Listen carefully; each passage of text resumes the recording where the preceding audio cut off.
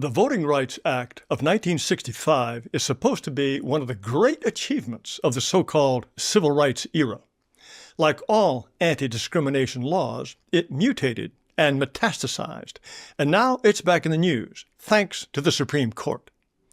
The law was supposed to ban practices that kept blacks from voting, such as literacy tests. 7 southern states made people pass a test of reading or political knowledge before they could register to vote. The tests were reportedly scored harshly against blacks, but they weeded out stupid whites too. I like literacy tests. I don't want people voting if they can't read English. However, as always seems to happen when race differences are involved, the solution was not to score the tests fairly, but to eliminate them. The other horrible racist trick was the poll tax. 5 southern states charged an annual fee of $1 up to $2 to register.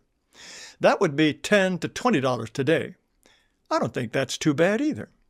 Keeps out bums and derelicts. Not that many of them vote anyway. There were other parts of the Voting Rights Act that came and went over the years, but the one that's in the news now is the requirement, under most circumstances, to have majority non-white voting districts if at all possible. If district lines dilute the votes of non-whites and make it harder for them to elect people who look like them, you have to draw new districts. The 1986 U.S. Supreme Court case, Thornburg v. Jingles, required racial gerrymandering if the following 2 conditions were met. First, there had to be enough BIPOCs to make up a majority in a reasonably compacted district. Second, both whites and BIPOCs had to vote as blocks. If 60% or more BIPOCs voted for a candidate, usually one of their own race, and 60% or more whites voted for someone else, that was called racial polarization, which justified making a district that was majority BIPOC. This became known as the Jingles framework, and many districts were redrawn to make non-whites the majority of voters. Each congressional district has to have about 750,000 people. As you can see from this map of Pennsylvania, in the Philadelphia area, you can have small districts of 750,000 people, but in the countryside, you have to draw big districts to get that many people. There are many ways to carve up districts for political reasons. Here is a super simplified map with 36 voters. The tan circles are BIPOCs. There are 16 of them. There are 20 whites, the white bands around black circles. So whites are the majority. Let's say you have to make 4 contiguous voter districts with 9 people each. And before the Voting Rights Act, you wanted whites to outvote BIPOCs in all 4. You did what is called cracking and cleverly divided the BIPOCs up among the 4 districts so they are always outnumbered. In each district, it's 5 whites to 4 BIPOCs. Or you can pack as many BIPOCs as possible into just 1 district and write it off as a loss. In 2 of the other 3 districts, you have comfortable white majorities. And in the 3rd, you have a 5-4 majority. Or the Voting Rights Act would have required splitting the area into these 4 districts with 2 minority-majority districts, one in the upper left and the other in the lower right. Republicans and Democrats are always trying to do the same thing along party lines to gain an advantage over the other.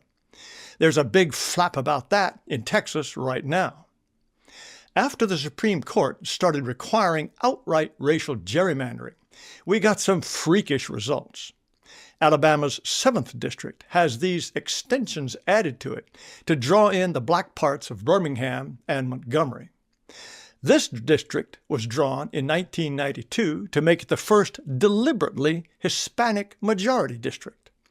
The northern part is mostly Puerto Rican, and the southern part is mostly Mexican, to make a district that was 65% Hispanic. The thin part on the left that joins the 2 parts is Interstate 294. No one lives there, but that makes the district contiguous. The area between the parts is in a deliberately black district. New York's 6th district in Queens was drawn to make it as Asian as possible. But Asians are still only 45%, with Hispanics at 25% and whites 23%. That's enough Asians.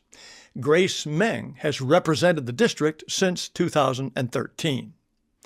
In addition to 100 or so districts that are more or less naturally minority-majority, 40 to 45 districts have been distorted to conform to the Voting Rights Act, to make them majority non-white. The act also applies to state legislatures.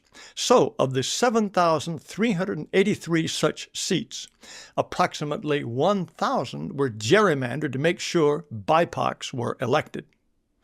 The Supreme Court has now said it will look into whether racial gerrymandering is constitutional. The case has to do with Louisiana. Here are its 6 congressional districts, drawn in different colors. The red one, District 6, and the blue one, District 2, are majority black, and the other 4 are majority white. Since the state is 1/3 black, the thinking was that blacks should have 1/3 of the congressmen, which means 2 out of the 6 districts. This brought about Red District 6, which is obviously an artificial creation designed to scoop up enough blacks to make a majority. This has been challenged on 14th Amendment equal treatment grounds. The claim is that BIPOCs are being unfairly favored by artificial districts that give them artificial majorities and more congressmen than they deserve.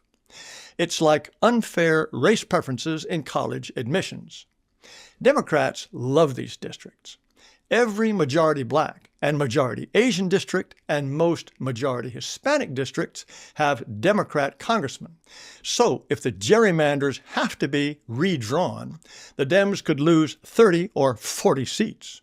Democrats are shrieking. Which side should we be on? More race-conscious Dem districts or districts that ignore race and are more likely to be Republican?